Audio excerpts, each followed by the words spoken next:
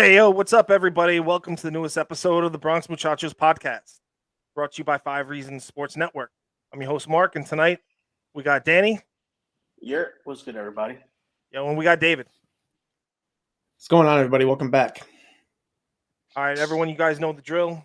We want rate, subscribe, like, give a 5-star rating, all that fun stuff. Apple Podcasts, Google, iTunes, Odyssey. We're on Odyssey now. Spotify, iHeartRadio. You know the drill. Everyone watching on YouTube, hit the like button, subscribe button, all that fun stuff.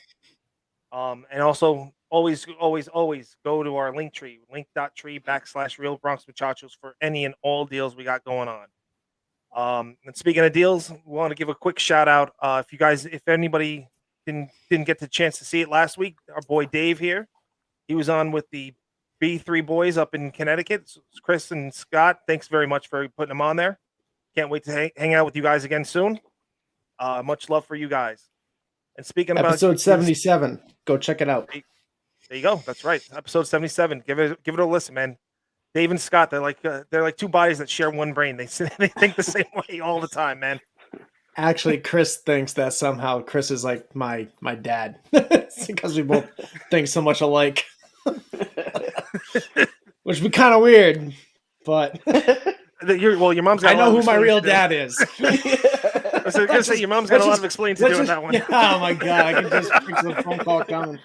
But yeah, no, guys. Honestly, if you don't follow Bronx Baseball and Beer, you need to. They put out good content every week. It was such a good time going up there to Connecticut to the Forward Content Studio and meeting all those guys. So yeah, give them a like, give them a follow, watch them every week like we. They're fully endorsed by us, so great friends in the podcast community. Those guys. Check them out. They're all on the same platforms we are. Go check them out on their Facebook page. Go check them out everywhere, man. They know what they're doing, man. And speaking of love, man, let's Dave, I know you like to stand up, so all rise for Aaron Judge becoming the MVP tonight. 28 out of the 31st first place votes. So you know what? Those LA writers can kind of do what they got to do. But kick rocks. We'll put it nicely. Kick rocks. Exactly. But listen. I mean, for him not to get the MVP was going to be a travesty of all kinds of sorts. So, Danny, what do you got to think about that, bud? I was just hoping it was going to be unanimous, honestly. I thought that was like my thought this morning waking up. I was like, is it going to be unanimous? And, those two writers in LA, they felt like, they had to go for their guy. And it's cool. Like, Ohtani had the second best season in baseball this year. And kudos to him. But Aaron Judge, what he did was absolutely historical. Like, we were so lucky to watch it every night. For 162, like 62 homers, like all the walk-offs, 133 RBIs, 16 stolen bases, 311 batting average. He was a couple points away from winning the Triple Crown. Like, this dude had one of the greatest seasons ever. And, this is so deserved. Like, this should be number 2, honestly. 2017 was stolen away from him, due to Jose Altuve and that bias, but there was no bias with this season. It was one of the greatest single seasons that we will probably ever see in our lifetimes, unless he does it again next year. Who knows what's going to happen? But this was amazing from almost day one. Like, he had that 2-week gap where he didn't hit a homer, and we're like, oh, snap, it's all getting to him. And then next thing you knew, he was taking off, hitting walk-offs and big hits, and it was just great. To be a leader in 11 out of the 12 major categories, offensive categories, like, wow. He single-handedly led the Yankees to the division. Without Aaron Judge, Yankees would be playing like the Pirates, literally. Now, this is not even being figurative, literally. So, thank you, Aaron Judge. Yeah, I don't think there's really much you can take away from this in a negative way at all. I mean, he's the man. He's the king of New York. Well, the modern day king of New York. Not all the time. There's a few other names you can group him with that, but he's definitely on the Mount Rushmore of when it comes to, prominent Yankees players. Paul Wooden and That's a. Well, I'll tell you. I'll stop you right there. That's a big claim right there. What? I mean, you're talking about overtaking Ruth. You're talking Mantle, DiMaggio. Not overtaking him, but damn well standing next to him. You're gonna have him stand next to Jeter with that too, because Jeter's not on that Mount Rushmore. Yeah, it's 4 names. This 4, that's it. I'm gonna make my own. It's gonna be like 12 deep. It's gonna be huge. He's gonna make a soccer player, soccer team out of them all. We just created content. That's an episode right there. See, I like the way you think, Dan. No, but honestly, without Judge, I mean, his slash line was after the second half was 349, 502, and 785. The Yankees, if you take him out of the equation, batting, they were slashing 223, 292, and 360. Paul Wood and I from Prospects 1500 were talking about this offline via text today. And that is that Yankees team batting line without him in the equation. That's the equivalent of the 100-loss Pittsburgh Pirates. Like, Aaron Judge was the only thing standing in the way of the Yankees epically collapsing in August and like July into August. Without him, we would have been screwed. Like, it's no joke that Anthony Rizzo said he probably won about 54 games for them single-handedly. And that proves it. Without his defense, without his bat, God only knows what it would have been bad. Really bad. And the flexibility that he had too. Maybe not. But Judge had the flexibility to play center field to fill in the spots he had. Paul and I had that same conversation as well. But it really pissed me off that they took away the Gold Glove because he split time between right and center. If anything, that should have been more of a reason to give him a Gold Glove. No, he didn't have the metrics. He didn't have the metrics, and I mean, he didn't have enough time in both positions. He needed time in either one or the other. If he stayed in right field the entire year, then he would have been in the conversation. But since he went to center field for 70 games, I think it is, something like that. Yeah. So 75. Yeah. So I mean that takes away from anything he could do in right field, where he is a, top. He's before the season started, he was in the conversation top 10, possibly probably even top 5 right fielder in the game. Does this season propel Aaron Judge to being the best player in baseball? That's a conversation maybe for another time, but I do pose it. Like, I think it's a legitimate thing to ask. Like, is he above Mookie Betts? Is he above Mike Trout? Is him and Ohtani are probably like 1A, 1B at this point? Ohtani's a different. The way I see it with Ohtani is he's a different animal, because the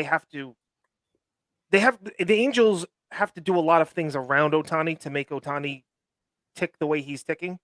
Mm-hmm. Like, yeah, forget about the two-way player stuff. That's an anomaly in and of itself, and you're not going to see too many of those players. But for him to even pitch, they have to have a 6-man rotation.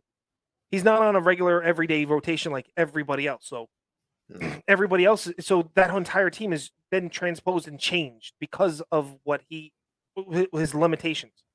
He can't play. Originally I think he was supposed to be a right fielder, and they took that away from him, I think, after the first season when he blew out his elbow. So I mean, there's a lot of things that get changed for Ohtani. So I don't know if he can be part of. He's the type of he's not the most valuable player. He's like, I think the best way to put it, he is the most important player in baseball.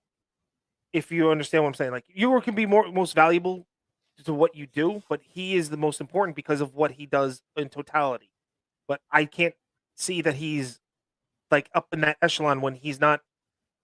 If you're not the best hitter on your team, you can't be in that position. Like, you can't be, if you're not the best player on your team, then you can't say that you're 1A or 1B to somebody else. That's how I think of it.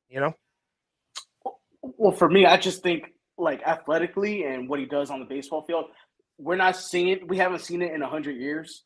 So I think Ohtani, just by default of what he could do both on the mound and at the plate, like, I could never hit. I could never hit. I was a pitcher, and there's plenty of guys playing baseball, amateur level, college, even professionally, that could do one or the other. And to see Ohtani to like excel at both, like he won 15 games this year, 177 Ks, 165 innings pitched, and his peripheral numbers are really good.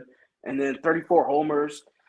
Last year, 46 homers. So it's just like what Ohtani does physically and like the impact that he has on the game, like from both sides. I think that makes him probably it's the best player. Like no one else could do what he does.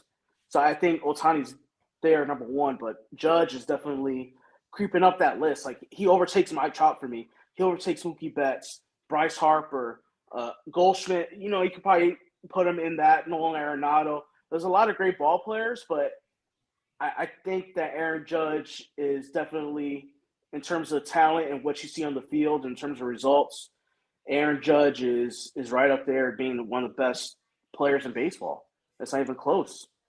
All right, well, let's go down the rabbit hole for a second here. If you're starting a baseball team right now, who you starting it with? You have to start Ohtani. Like, bro, he does both. He like for the pure athleticism, what he does, what it brings to the field, outside of any other stuff. You want an elite pitcher, you want an ace, right? You get that in Ohtani. You want a guy you can put in the middle of your order, you get that in Ohtani, especially at Yankee Stadium, which is where I would start my franchise. What about you, Dave? Who if you were to start a franchise right now, who's your first person to take? Modern day right now. Players in MLB right now. Man, that's tough. You want to swing back to you? You want a second to think about it? Who would I start with? That's tough, man. That's really, really tough. I don't.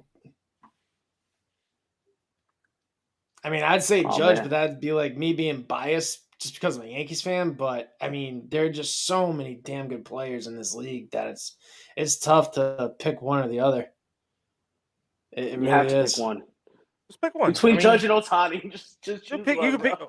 I was going off the I'm board. gonna go with Judge because I was going off the board on both of them anyway. So I would have to go with Judge, man. He can play right and center field. I don't care about this two-way player nonsense. To me, the whole two-way player thing just puts more stress on the body, puts more stress on the elbow. It just I don't like the idea. I'm one of those people that it's like pick one and stick with it kind of thing. This isn't the 1920s anymore where they're going to do both. You know, where a guy would go in and pitch 6 innings and then go play the outfield. I'm just not down with it.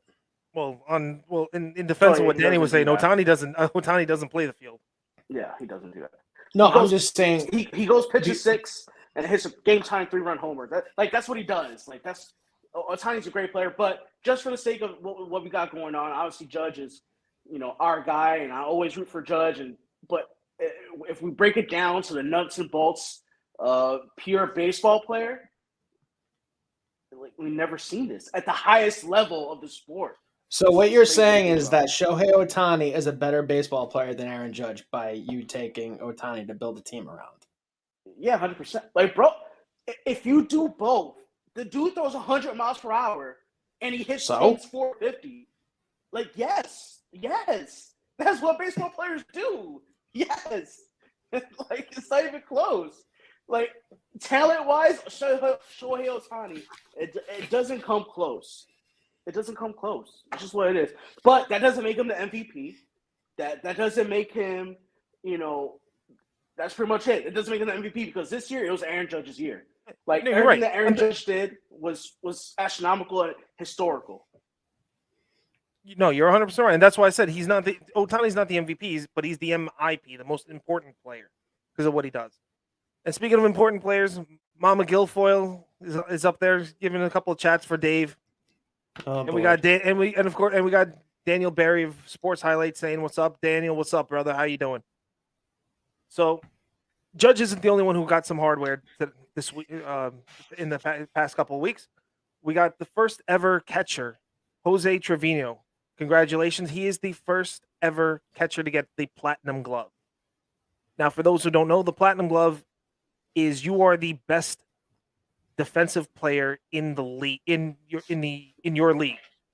Like it should like this award honestly in the National League should be named the Nolan Arenado Award because he's gotten it what like 6-7 times in a row, like 10 in a row, right? Yeah, like it's nuts how many times he's gotten this award. But I'm saying for Trevino to get it, and mind you, just remember where Trevino came from. He was a throw-in. He was a back end deal and wasn't even supposed to be the starting catcher for us. We had Higgy who should be sent on a rocket somewhere else. But as we were talking before about Elon Musk rockets, he should be placed on one of those and get the hell out of here. Well, the Artemis 1 launched the other night, and they seem to have left Higgy off the manifest. So I guess you're gonna have to wait till Artemis 2 takes off next May. Maybe you can still get a ticket from NASA. Hey, wait, one more. But congratulations to a bunch of the other guys. You got J-Rod, who got the Rookie of the Year, Verlander and Sandy Alcantara, both of them unanimous for Cy Young winners. I mean, they had nasty. I don't They think both Danny's had happy nasty about seasons. that one. I don't think Danny's happy about Verlander. No, but yeah. I'm just hating. That's all that is. It's just pure hate. That's You hate it because he's not a Yankee. We get it, bro. I'm right there with you. I wanted them to sign him last year. If he did this with any other team, if he did this with like the San Francisco, well, let me think of an American League team. If he went back to Detroit and had the season he did, I'd be like, wow, Justin Verlander's so great. He's amazing. But since he did it in a Houston Astro uniform, I hope he rots. I hope he just I hope he doesn't pitch well next year. Hope he has like a 4.5 ERA and it's not in pinstripes. Hope it doesn't like in LA or something like that. Nah, bro.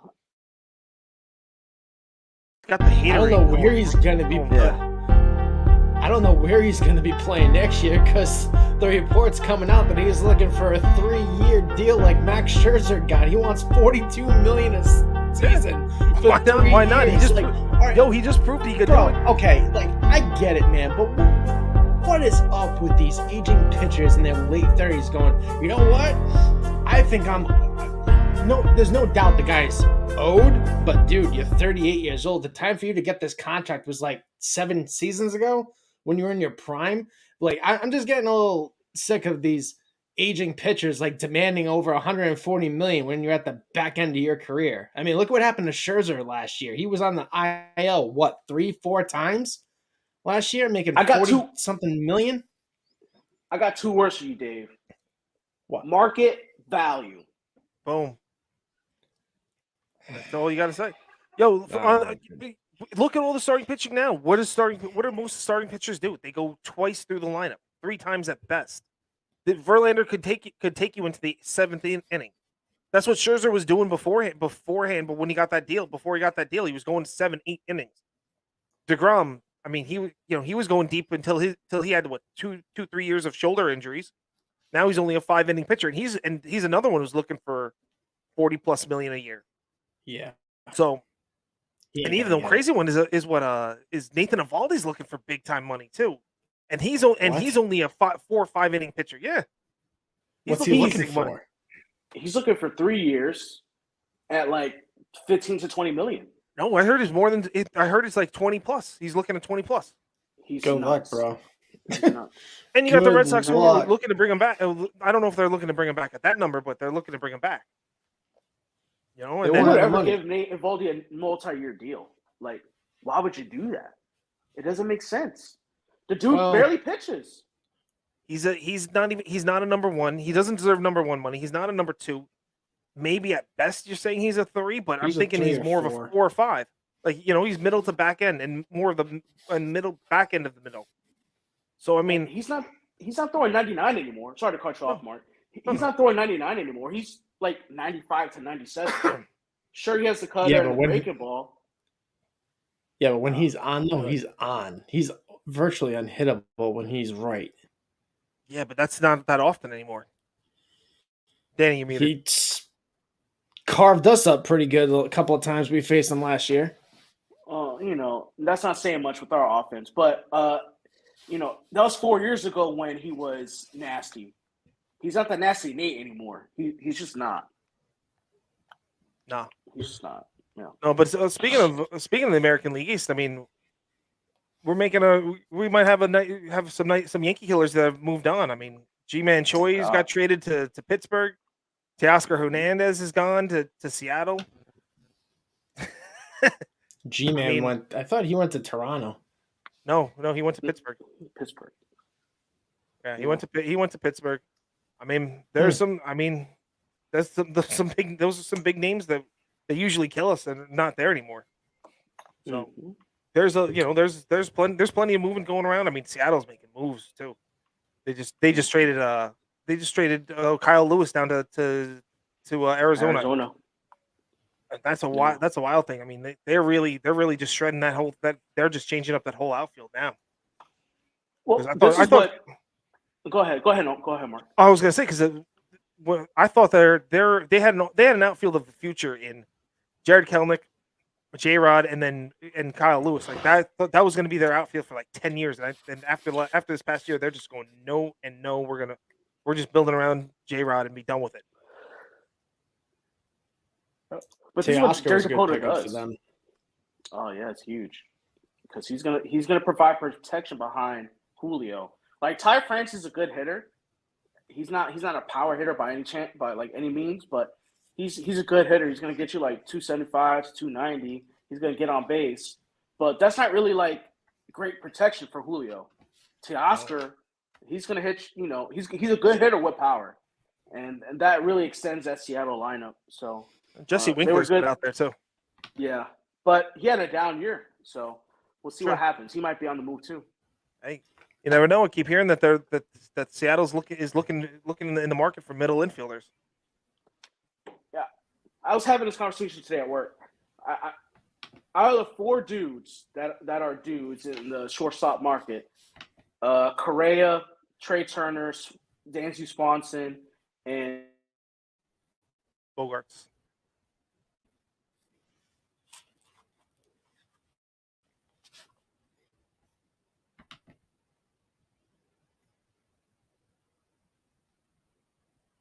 Uh-oh.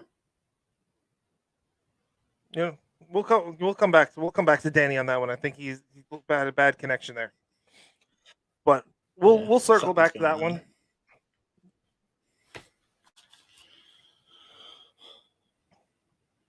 So why don't we get back to some of the topics at hand here, which is, Dave. Let's talk about we're talking last week. You started touching on the relief pitchers.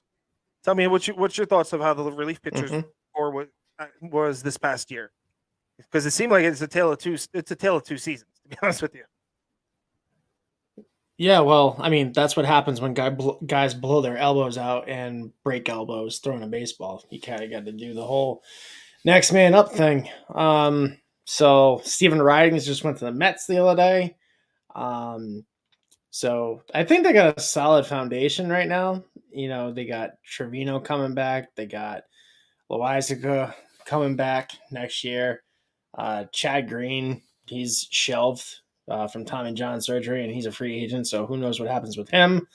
But Mike King most likely is coming back in spring training. Probably won't be ready until after the start of the year. It's going to be interesting how they piece this together now with the departures of Zach Britton, Aroldis Chapman, probably Lucas Licky. We don't know if he's going to get tendered a contract or not, but he was solid. ERA into 3 the whole year. Got out of some key situations throughout the year. Got a couple saves when they needed it. Scott Efros, Tommy John surgery, unfortunately. I was really looking forward to seeing him for a full season next year. Yeah, I don't know. I don't know which direction they go with this. They added Randy Vasquez to the 40-man roster the other day, along with a couple of other guys from the minor leagues. So it's going to be interesting to see how they piece it together going forward in free agency. Yeah, I think Randy Vasquez. I think he was Rule 5 eligible. So it's one of the Yes. one of the reasons why they put him on there. But you're right. I mean, they have a really good foundation with Clay Holmes, Loizaga, Marinaccio, King. Oh yeah. So I mean, Yep. Forgot those two. and Whoops. you have Clark Schmidt that's probably going to be in the bullpen as your middle to long guy, possibly Herman there Oh, as and well. Johnny Brito they added to Yes. the roster too, and he throws gas. I mean, the bullpen. I'll be honest with you, I'm not too worried about that because the gas station they have down in Tampa, they get the arms and then they figure out how to add 5 miles an hour to that fastball, and then they get movement on it. And they've been teaching a lot of guys are now doing the two seamer, the sinkers that are in the hundreds. They get wipeout sliders. They're doing things down there that are really good.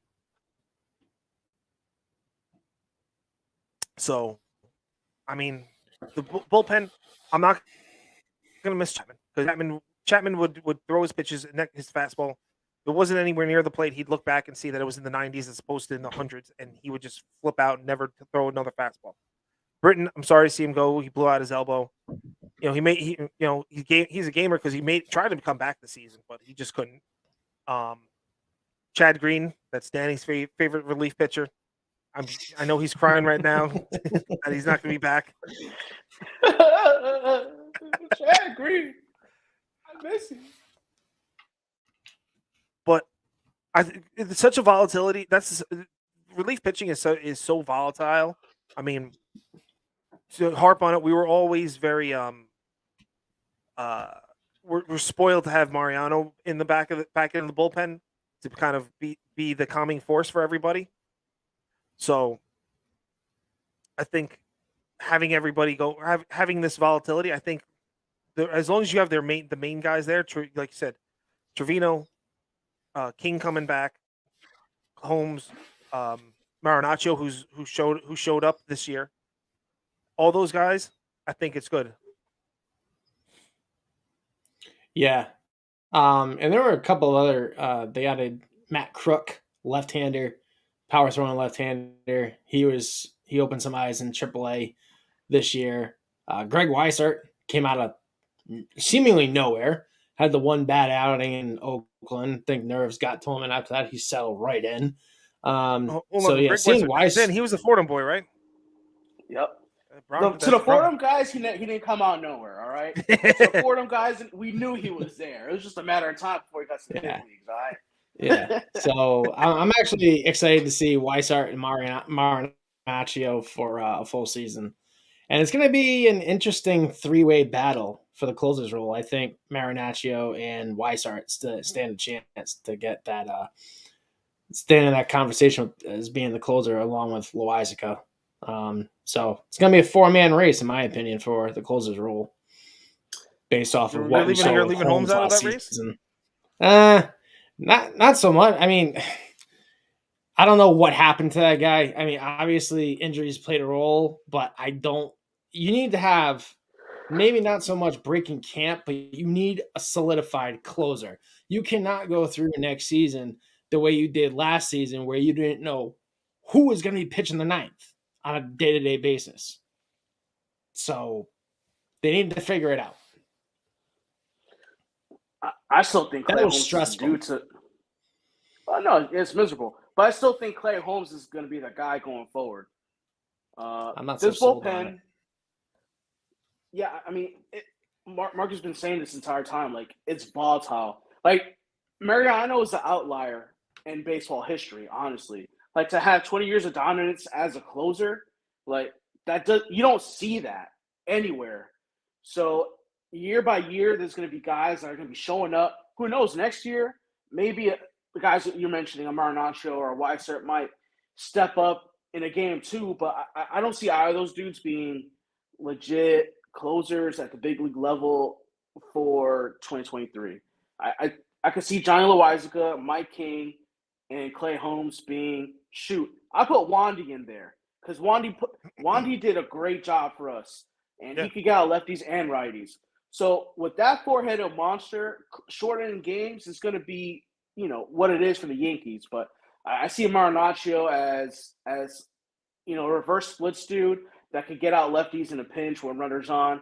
I see Weiser getting out righties, but typically you don't want to get him in there with the runners on because the amount of walks. But Mike King is going to be huge for this bullpen. I think him finding a role this past season, but before getting hurt, really helped him.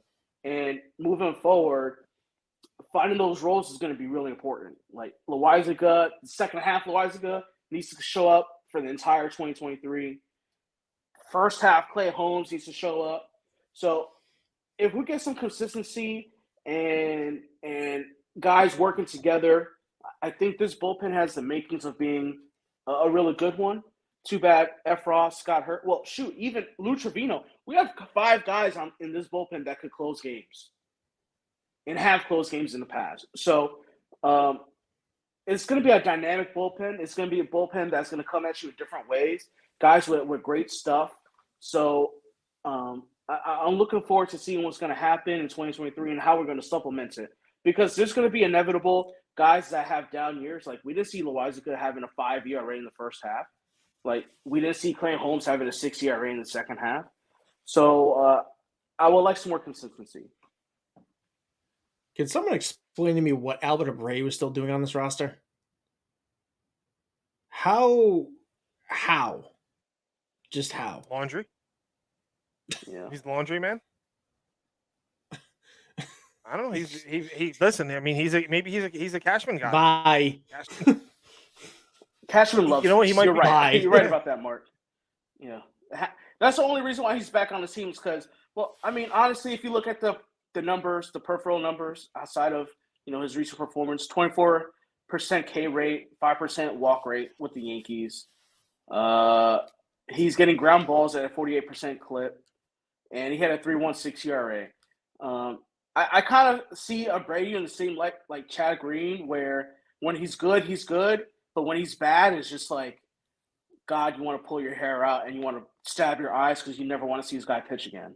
So he's in that same he's in that same elk. He's in that same neighborhood as Chad Green. I know how much you like. I know how much you like that neighborhood, Danny. Danny loves walking around, going that hood all the time. I hate Chad Green with such a strong passion, and it's no reason. I don't know. Like I just feel like every time he comes in, I don't feel good. I don't feel good every time he comes in. Bro, there's always that player. It's not his fault that half the time he was coming in the games, the bases were loaded because he had to come in and clean up Chapman's mess. It's not his fault. But then he fell in love with his curveball. How are you supposed to win that? Yeah, but Chad Green changed his way. He was throwing harder. No, Chad Green was throwing heavy fastballs and then decided, oh, I like this curveball. I'm going to start throwing a curveball.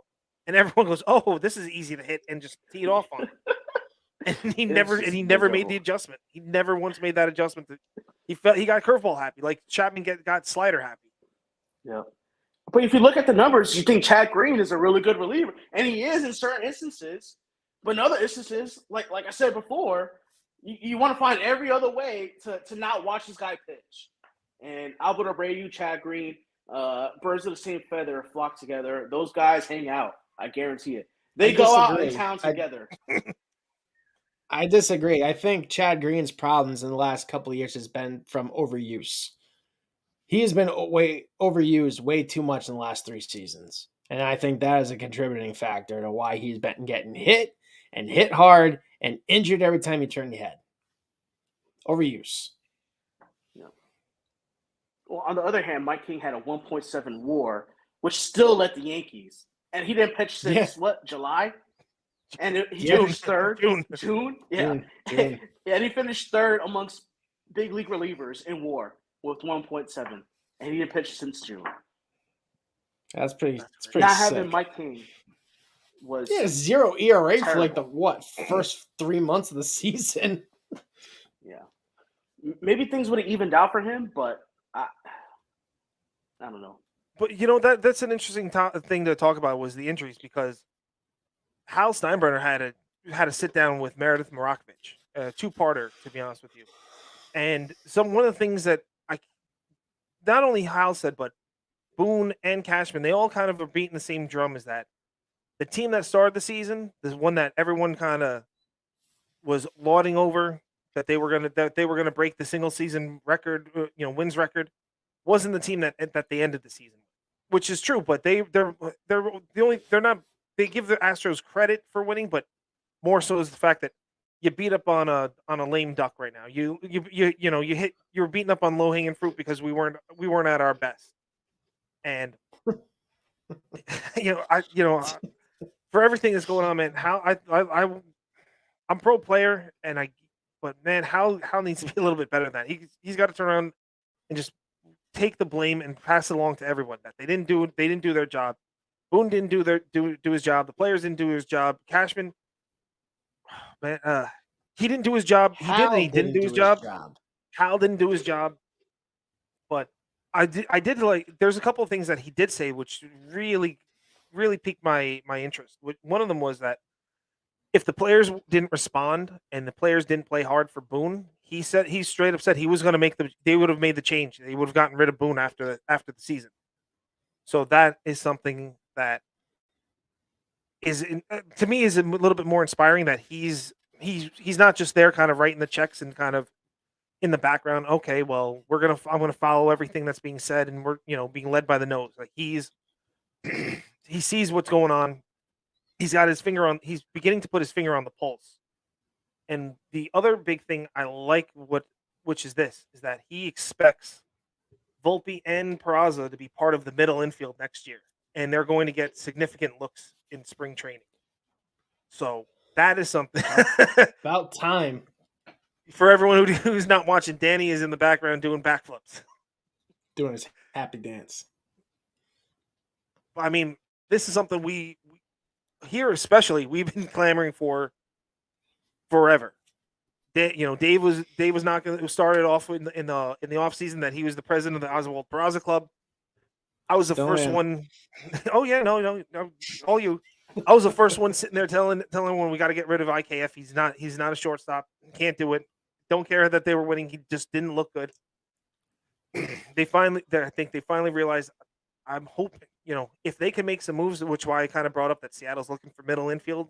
If we can swing some deals, maybe send Glaber out there, get some relief pitching back from them. Maybe the start of the season. Oh yeah, I picked Danny on that one. Start off the season, Peraza short, Volpe second. I'll drop the ball for you guys. You guys run with that one. What do you think? I would love to go first on this. This game is getting super athletic, and both of those dudes are super athletic. Like it's not even like close on how athletic they are compared to IKF and Glaber, right? Baseball is going to be played at a much more traditional way, and when you look at the way Peraza played short last year in the big leagues and how smooth he was, it was just ridiculous. Volpe stole 41 bags in Double-A with the current rules. 41. 41 bags, right? And he's going to provide good defense at whether it's second or third. I think for me personally, profile wise, he reminds me of Jose Ramirez. I've been saying this for a minute. We'll see when he gets to the big leagues. But if you put those two dudes in the middle of the infield, those are dynamic players that you could book and the lineup with. Like you could start Volpe at the leadoff spot. I don't think you want to put that much pressure on the kid. But if you do 8 and 9 in the lineup with Volpe and Peraza, have them get on base, steal a couple bags, or more than a couple of both of them. Like Peraza stole 20 bags, Volpe could steal 40.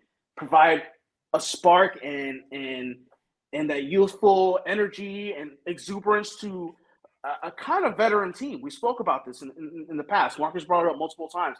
This team is getting older. So to have two dudes, athletic, leading this ball club and making a charge at the bottom of the lineup and providing good, solid defense, that would be huge. It would be so huge. Not just that, but you got two dudes that are under 25. I mean, starting next season, Peraza's 23, Volpe will be 22. I mean, you got two guys, and I know you're saying you like the Volpe profile at third. I still think that he is that he's better at second. I think the arm plays a lot better at second base than third base for him.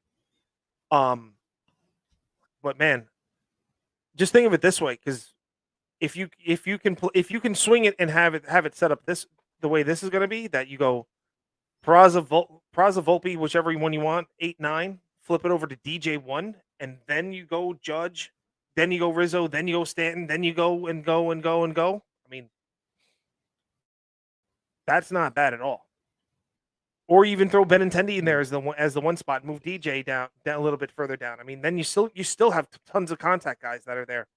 And both Peraza and Volpe got pop because they got a hell of a lot more pop than IKF had, and especially with what Josh Donaldson provided last year. I mean, they had more pop than what Johnson provided. Peraza and Volpe are hitters with power. They're obviously they're power hitters like Aaron Judge. Well, actually no, Aaron Judge is a hitter with power now. Like he's proven that. Yeah. A power hitter is more so like a Giancarlo who's going to give you like that low batting average but high homer rate. But Volpe and Peraza, I think in the big leagues, easy could give you anywhere from 250 to 270, and you could argue it could be higher with a guy like Volpe, where it could definitely be knocking on the door of 300. So that's really exciting to see them potentially at the bottom of the lineup. What about you, Dave? What do you think? Oh, man, where do I start? Well, let me touch on the Meredith and Hal sit down.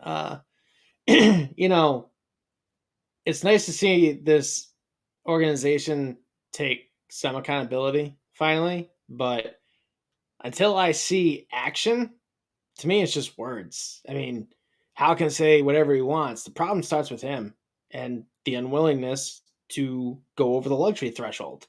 That is the first and foremost problem. This team can't do anything with its hands handcuffed to themselves financially. I mean, I was talking with Scott. Hold on a second. No, I wanted to swing back to what you were just saying, that they don't want to go over the luxury tax threshold. Which are you talking about, the final tier, or are you talking, because they go over the first two. They just won't go over the third one.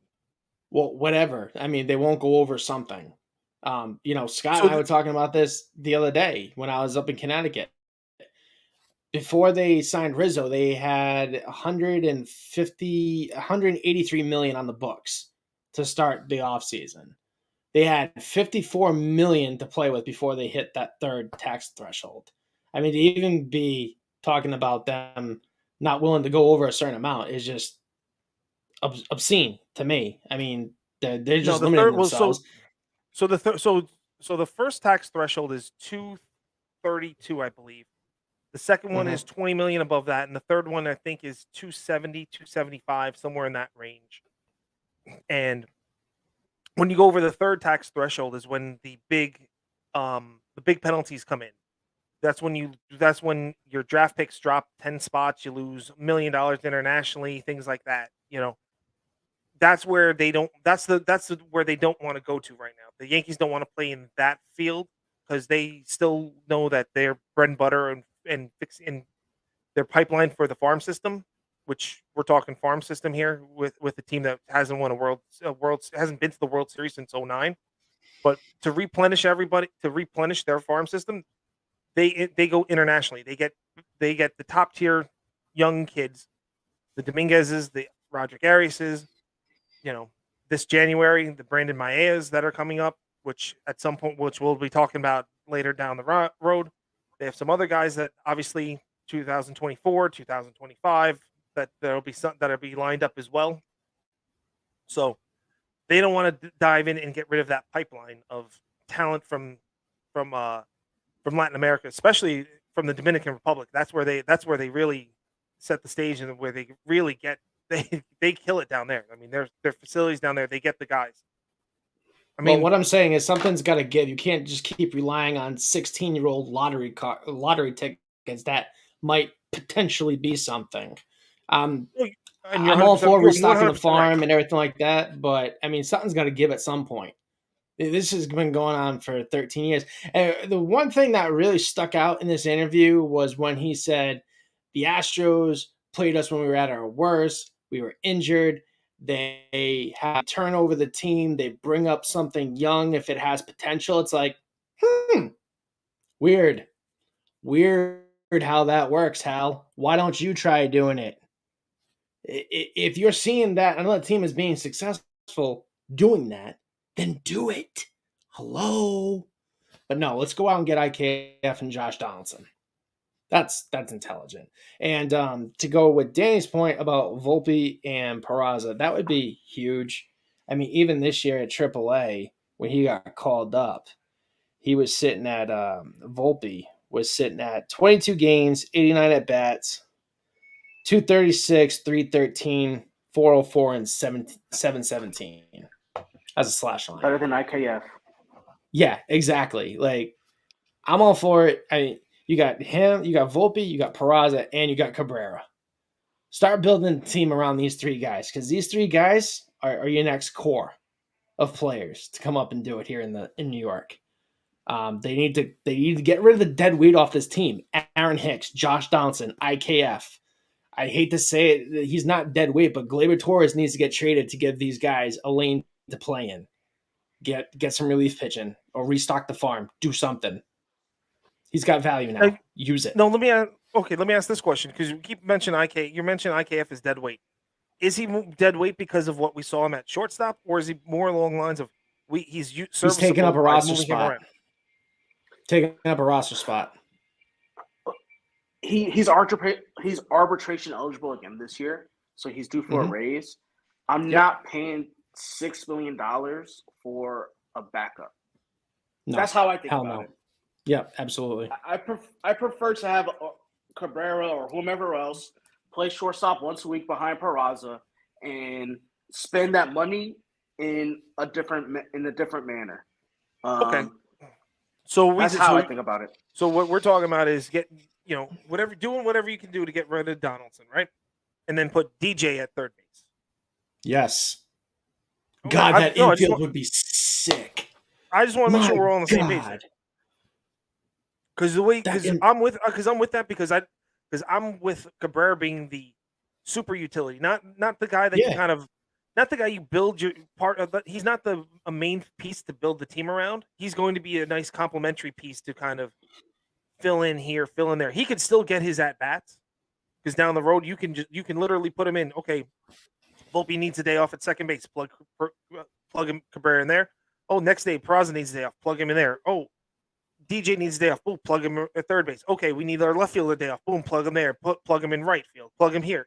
He can play all those spots, and he can honestly keep playing. Kind of what they were trying to do with DJ the entire year of putting him here, putting him in different spots, but keep him in the lineup. Just give everyone else a day off.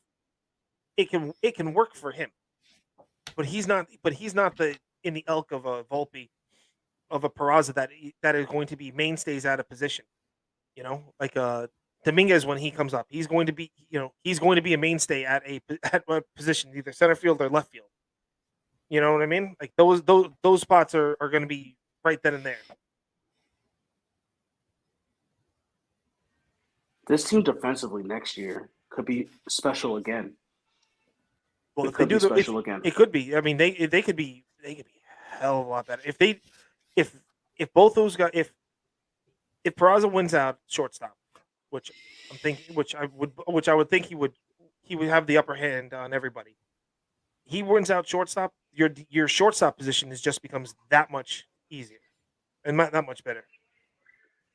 Oh, Mama Guilfoyle with something. When you guys are done building the team, I'll have a concession stand for all the Bronx Muchachos paraphernalia. There you go, Dave. Your mom's already trying to sell her stuff for us. She's our number one fan, dude. What can I say? Thanks, Mom. Thanks for watching us make fools out of ourselves every week. Nah. I love it.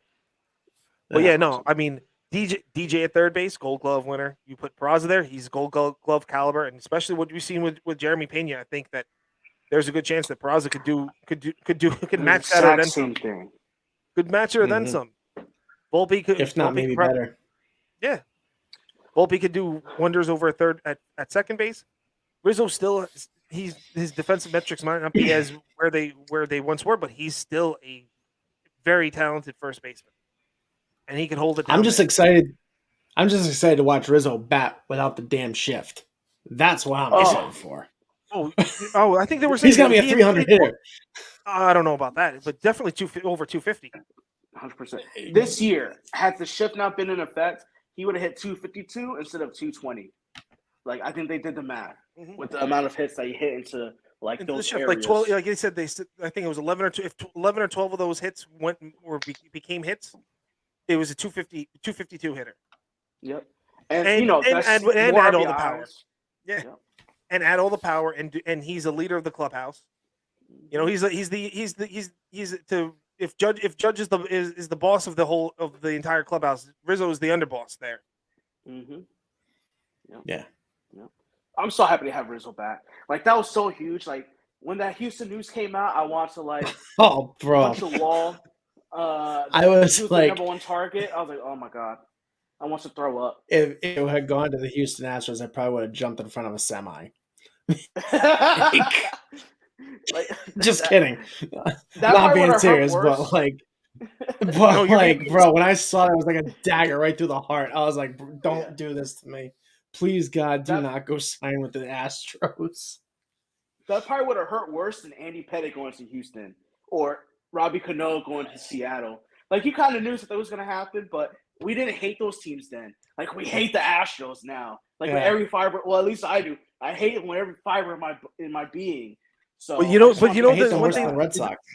one thing that Rizzo said. The one thing that Rizzo said that I liked, which kind of started knocking what Andy Martino was saying, that the Yankees didn't want to be here, was that Rizzo came out and said, "No, I want to be here."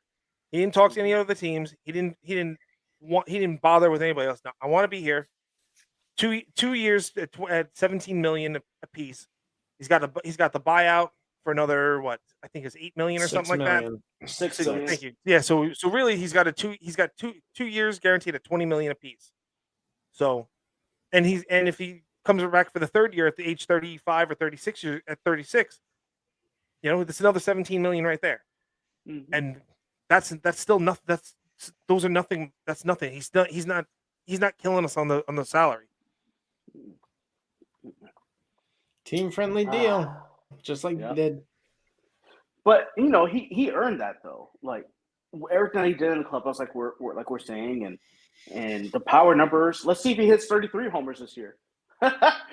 He's hit 32 like 3 times. So we'll see if 33 comes this year in 2023. But Anthony Rizzo being back he's a glue in that lineup. The lefty power bat between Judge and Stanton. If we get Judge back, hopefully we do.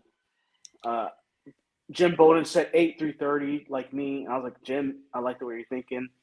So hopefully you wrap this up with Aaron Judge, man. Hopefully not until ain't gonna happen until after Christmas, man. Probably after the first of the year. Yeah, I'm thinking January, Christmas time. Able to relax until we know.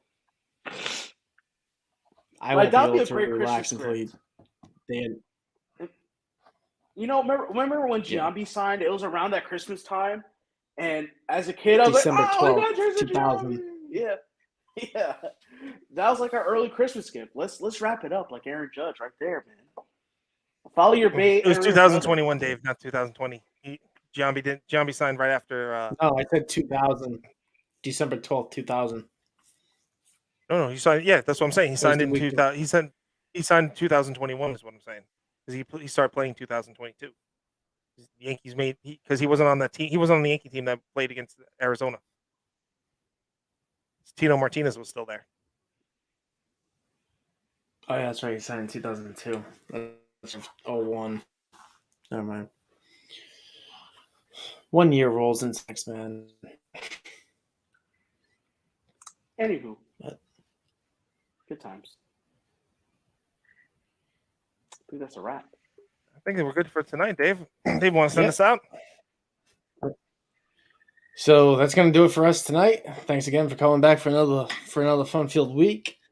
Be sure to check the show notes, check the description, check out SeatGeek. The promo code is a one-time use, by the way, not a multiple-time use. So in case anyone's wondering. If you already used it, guess what? You can't use it again. I know we tried, and we're not getting anywhere. Check us out on our brand new platform, Odyssey. Check us out there, as well as all the rest of them: iHeart, Google, Spotify, Apple, all the usual ones. And we'll see you next week. All right, muchachos out. Adios.